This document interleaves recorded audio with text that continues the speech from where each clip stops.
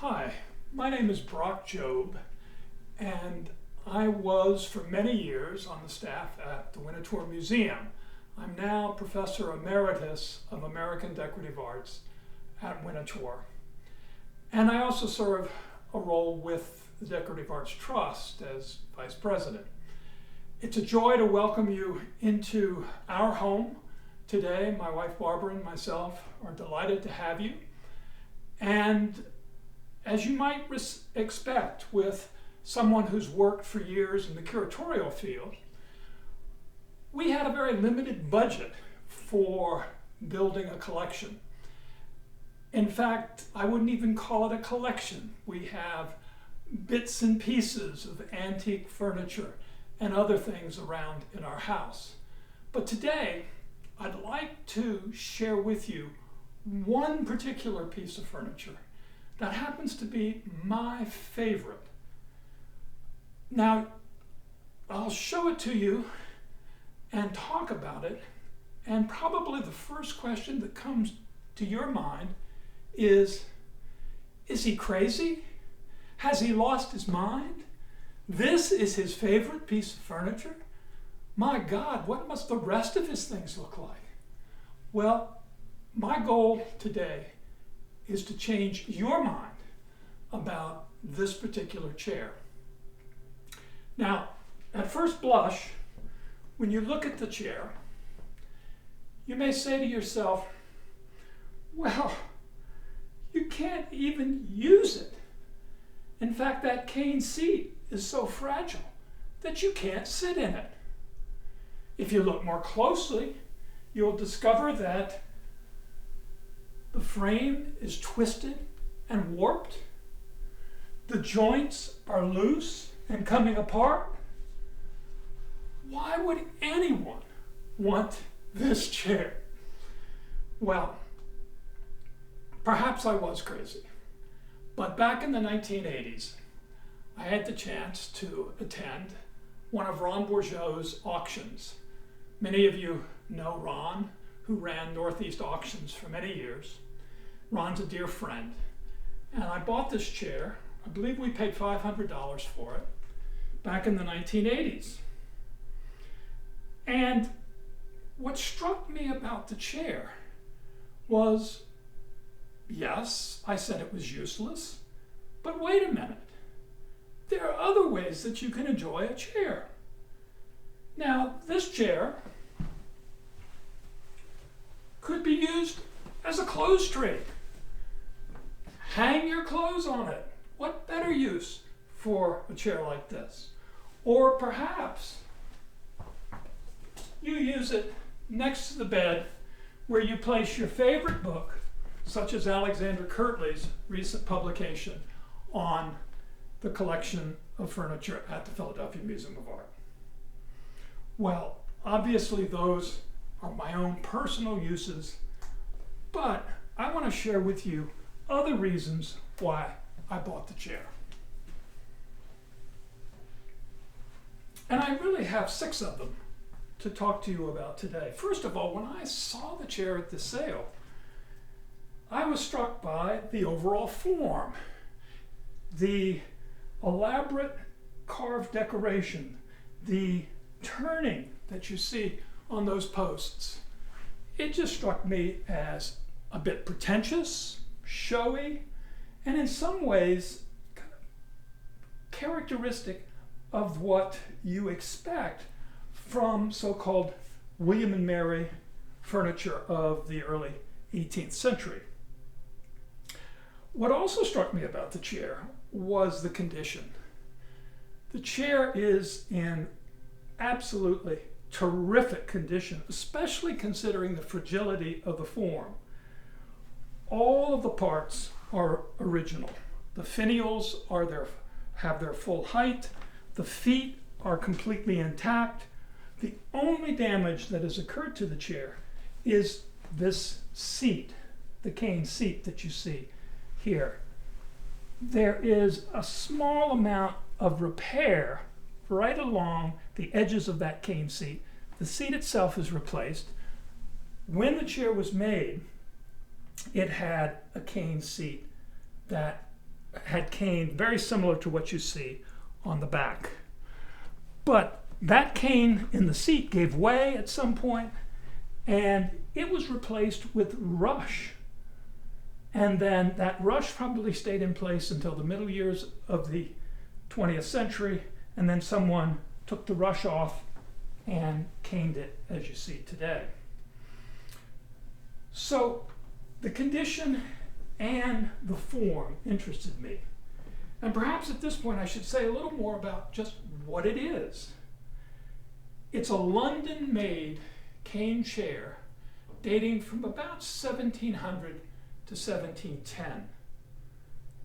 It's made of beech, and that beech wood, which was white when it came out of the tree, the beech wood has been stained a brown color, probably to imitate walnut, which would have been a more fashionable, more expensive wood that was sometimes used for cane chairs.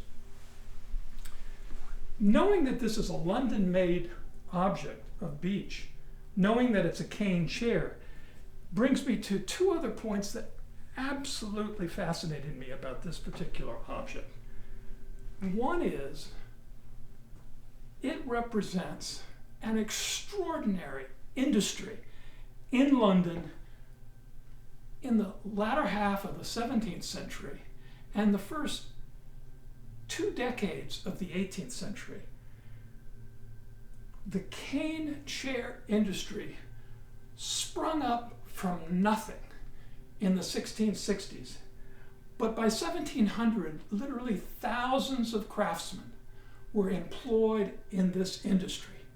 It was one of the most specialized furniture industries that we have ever seen, in that specialists were involved in making certain aspects of the chair. For instance, a carver would have been called upon to do the decorative details that you see here on these stiles flanking the cane back. A turner would have been involved in turning on a lathe the posts that you see here at the back, and also portions of the front legs. And then a chairmaker would have been called upon to assemble the parts, make the seat, and it would finally have been turned over to a chair caner who would have caned the back, caned the seat. And all of these people creating their individual parts, putting it all together, and producing literally tens of thousands, if not hundreds of thousands, of these chairs in London in the latter part of the 17th century and the early years of the 18th century. That industry was such an extraordinary one, a great success story for London chairmaking.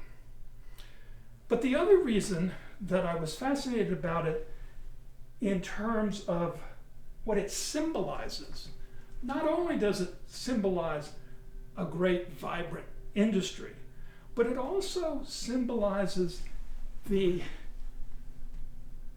form of what becomes basically middle-class furniture.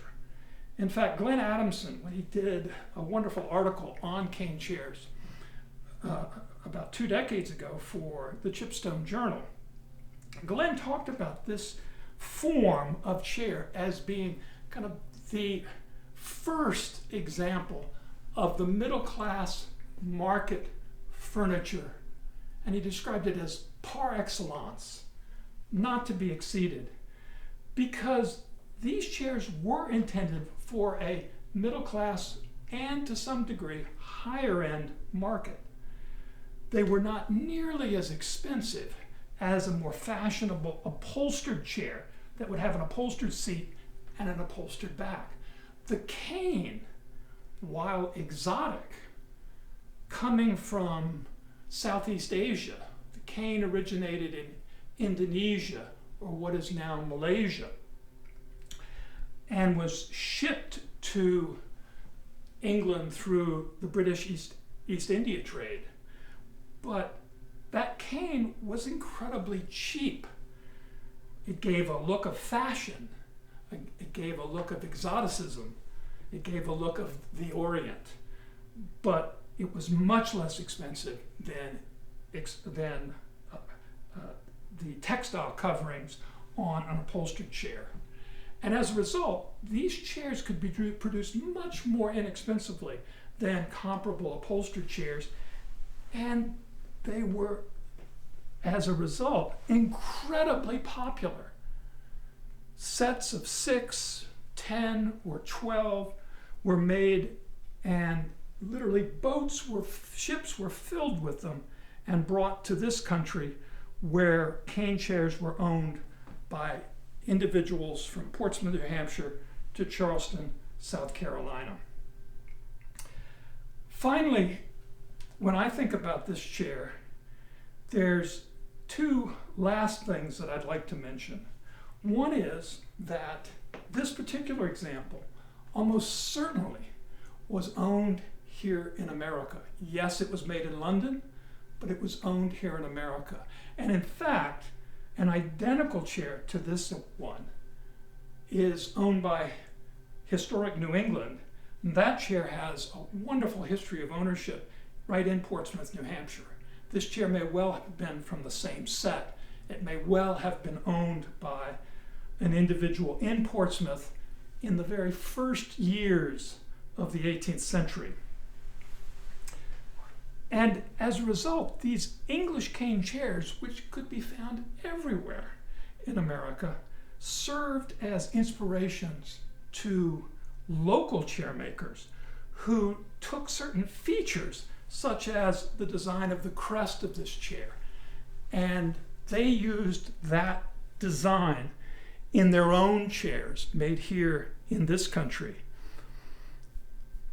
And finally, the last feature about this chair that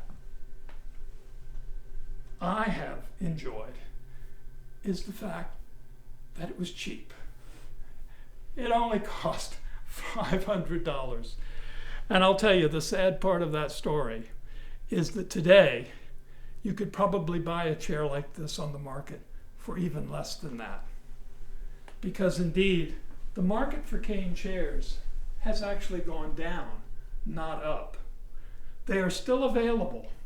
So you want to look carefully when they do come up, because often, if you're interested in one, whether you might want to use it as a place to put books or as a clothes tree, God forbid if you were to sit in it, but if you wanted to just enjoy it, you want to look carefully at it, because so often they suffer extreme damage.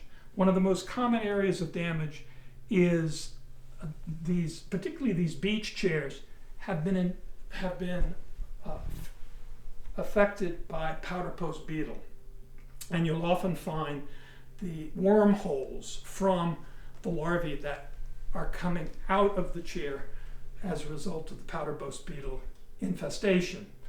This chair has almost no evidence of that, and it survives in really good shape. You also want to look carefully at the feet, because they're oftentimes cut down, or the finials, which are oftentimes reshaped, or in fact, in some cases, cut off. So look closely, but please know that you can find chairs like this in the market today for very little money. And who wouldn't want to own a chair that's more than 300 years old?